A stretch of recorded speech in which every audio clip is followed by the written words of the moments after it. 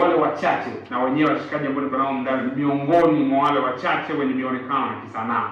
Naamini mionekano yao inaakisi kabisa kwamba ndani yake kuna sanaa nzuri, wanafanya vitu vizuri na magoma wako nayo hapo wamenipa ni mengi sana. Sasa mimi nitakuachia wewe kujadili kile ambacho huwa tunafanya kila siku ya Jumamosi, kwamba ngoma ni kali ama sio kali, na mwisho tunawapa masikio, tunawasikiliza na wanafanya kuweza kupeleka mtaani duniani kwa nafahamika, Kigoma wanafahamu na maisha yanakuwa yako poa zaidi, au sio? Baraka kubwa dile sio muujiza, niko hapa nimenyoosha tu, nimening'iniza tu na kula upepo miguu yangu miwili, na hapa niko na washikaji ambao pia wamening'iniza miguu yao miwili kwenye masafa 957 na fahamu sote ni nguvu. Ni aje baba? Fresh. Okay, kwa nyinyi mzee wangu. Hapo fresh ndio. Hapo good baba. Naweza tukaendelea kusema jambo. Watu nani? Kwa majina naitwa Laurent Stefano James Kasogota Tilla. Wewe mrudia tena jina lako. Mchanganya Laurent? Naitwa Laurent Stefano James Kasogota Tilla.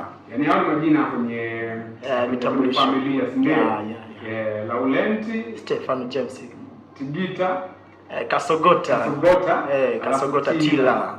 Yaani Tilla. Tilla. Hilo ni jina la babu, si ndio? Babu mzababu yangu. Babu yako alikuwa na jina la kiunyama sana. Kama kuliendeleza. Sawa. Naam sana. Baba anatokea mtaa gani wote wawili? Kwa mimi natokea mtaa Mdianda. Mdianda pale. Karibu na shule hivi.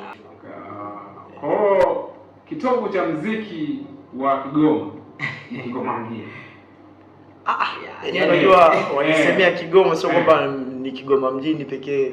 Yaani utakuta wengine huenda tukawa hatujui ni Kigoma maeneo gani.